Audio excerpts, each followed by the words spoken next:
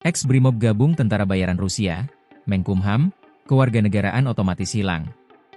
Menteri Hukum dan HAM RI Supratman Andi Aktas menegaskan bahwa warga negara Indonesia yang bergabung dengan tentara asing tanpa izin presiden akan otomatis kehilangan status kewarganegaraannya.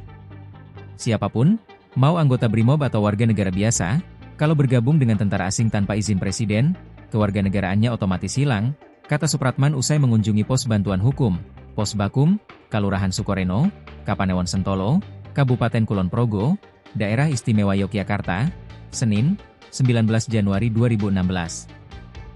Pernyataan ini disampaikan menyusul kasus mantan anggota Brimob Polda Aceh, Muhammad Rio, yang diduga bergabung dengan tentara bayaran Rusia secara diam-diam dan tanpa melapor ke perwakilan RI. Supratman menjelaskan bahwa ketentuan tersebut telah diatur dalam undang-undang dan tidak ada pengecualian. Ia mencontohkan kasus lain yang melibatkan nama Satria Kumbara, di mana setelah status kewarganegaraan dicabut, satu-satunya cara untuk kembali menjadi WNI adalah melalui proses naturalisasi dari nol, sama seperti warga negara asing. Adapun Satria adalah mantan personel TNI AL yang bergabung dengan tentara bayaran Rusia.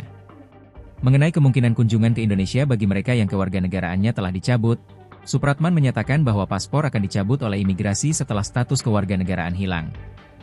Hal ini berarti tidak ada dasar hukum bagi mereka untuk masuk ke wilayah Indonesia. Download Tribun X sekarang, menghadirkan lokal menjadi Indonesia.